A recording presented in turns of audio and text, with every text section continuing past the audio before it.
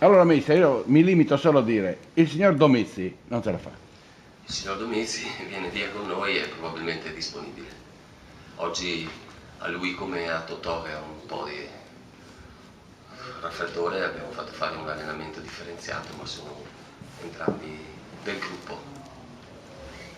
Quindi non è cosa grave, ovviamente. Grave non di sicuro, penso che sia disponibile per la partita di domani.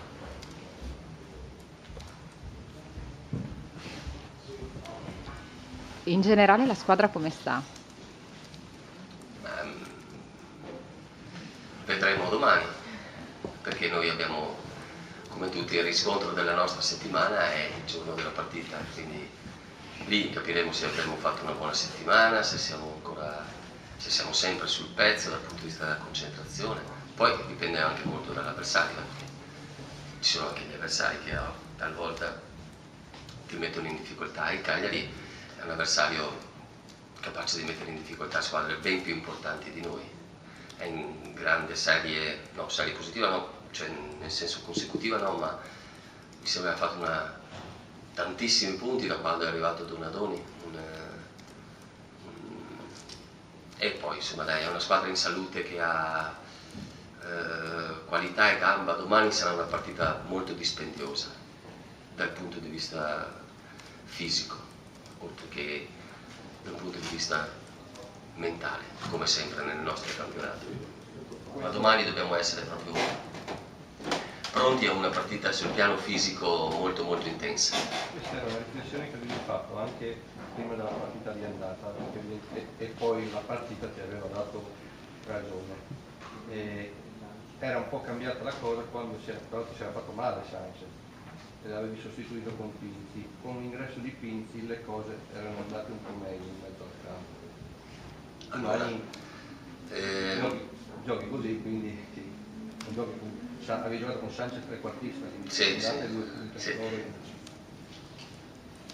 La partita di andata ci ha detto che il Cagliari ci ha messo in difficoltà, che ha portato a casa un punto da qui meritato, che è una squadra che ha qualità e gamba, ed le ulteriori prove le ha fatte vedere da lì in avanti per tutto in quel girone, da noi a noi, o contro di noi a contro di noi, credo che il Cagliari sia vicino ai 30 punti in un girone. Fate i conti, ma non ci manca molto. Chi ha avuto un momento di difficoltà che hanno cacciato dopo l'allenatore. Ha cominciato a viaggiare a una media punti. Sì, con Donadoni. Sì, me l'ho detto prima. E quindi pronti, svegli, allertati, sulle antenne e via. Loro hanno fatto un pareggio in casa in tutto il campionato e voi ne avete fatto praticamente 2 fuori. Ma io mi fa un pareggio. Non lo so, sì, questi sono i dati, sono le statistiche, ma perché insomma, affrontiamo una squadra che non si accontenta, una squadra che è una squadra che fa bene da 3 anni in Serie A, con 3 o 4 allenatori diversi, ognuno avrà messo il suo, però secondo me quando succedono queste cose vuol dire che la squadra è buona, prima di tutto.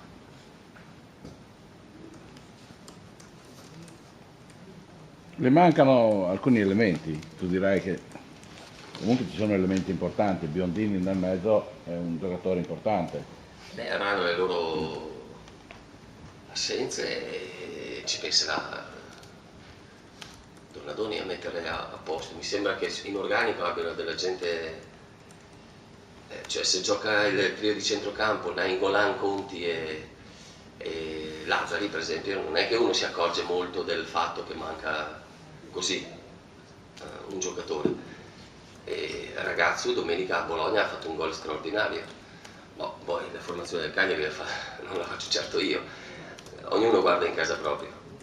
E questo volevo chiederti, il Donadoni ha questo dubbio se giocare con una punta e 2 mezze punte. Tu che Cagliari ti aspetti? Quale delle 2 versioni? Non lo so. Loro di solito hanno giocato sempre con un trequartista, quasi sempre, diciamo, un Cossu dietro 2 punti. Non lo so, noi siamo pronti se vogliamo siamo pronti a qualsiasi tipo di disposizione, insomma di dispositivo avversario, cioè la punta e i 2 trequartisti li abbiamo già affrontati, la trequartista con le 2 punte li abbiamo già affrontati. E quindi noi da questo punto di vista dovremmo essere preparati. Al di là di tutto che manchi Biondini, Nenè, Riaudo, eccetera, eccetera, il Cagliari sicuramente è una squadra temibile, lo dice l'espressione del suo calcio, in casa è temibile, 4 vittorie nelle ultime 5 gare in casa. Io credo, senza nulla togliere alla vostra affermazione a Palermo, che il Cagliari in questo momento valga più del Palermo, quindi è più difficile questa scelta. Troverete anche vento. Beh, senza fare riferimenti agli altri avversari che non è giusto fare, questa è la partita che conta, quella col Palermo non conta più.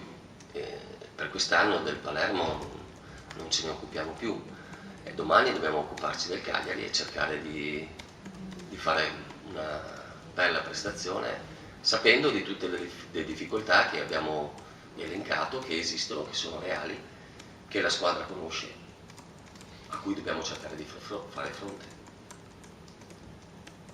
L'importante è muovere la classifica a questo punto per continuare a dare continuità, oppure è un ragionamento che non si può fare perché devi andare in campo e giocare, lo fai alla fine, diciamo, questo ragionamento? Noi, come tutte le squadre del mondo, cerchiamo sempre di fare il meglio possibile, però ci rendiamo anche conto che nel nostro campionato, più che in altri campionati, non è molto facile battere tutti, perché sennò ieri sarebbe stato semplice per l'Inter battere il Brescia, ma non è così, nel nostro campionato non è così, e quindi non è così anche per l'Udinese, e l'Udinese a maggior ragione non è così, perché l'Udinese non è una grande squadra, ma è una squadra che sta facendo un campionato importante, e quindi noi abbiamo il massimo rispetto, la massima considerazione nei nostri avversari, e andando in campo nel tentativo di fare il meglio è chiaro che abbiamo 2 risultati, perché è così. Però non è che si parte con quella. Non c'è.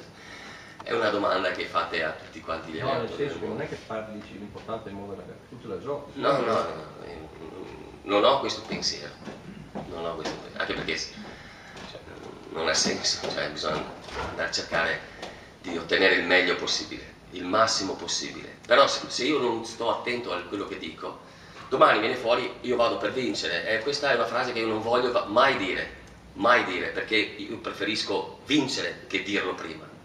Una volta hai parlato, sì, ormai ci siamo, dobbiamo lottare per la Champions. Io? Sì. Come no? Allora la classifica parla chiaro, siamo in ballo. Perché, scusa, adesso ignorare quello che vedono tutti, o sei miope o non vuoi ignorare appositamente. No, non voglio fare neanche quello. Ho detto mi pare, però può darsi che tra le tante volte che ho parlato domenica, può darsi che mi sia sfuggito un concetto che non è mio. Io ho detto che in questo momento stiamo lottando per l'Europa e che in questo momento la nostra classifica ci vede vicino, poco distanti o poco sopra, a squadre come il Napoli, la Lazio, la Roma. E stop, non ho detto altro. Allora ti dico io, a questo punto credo che sia giusto, logico, senza essere baldanzosi, senza lanciare proclami, dire sì, ormai dobbiamo lottare per la Champions. No, io penso che dobbiamo continuare a pensare che lottiamo per l'Europa, perché indubbiamente questo è un pezzetto che lo stiamo facendo. Io penso anche ai punti di vantaggio che abbiamo sulla Juventus, che sono abbastanza, non ancora punti che ci mettano al riparo da niente, ma insomma è un bel margine.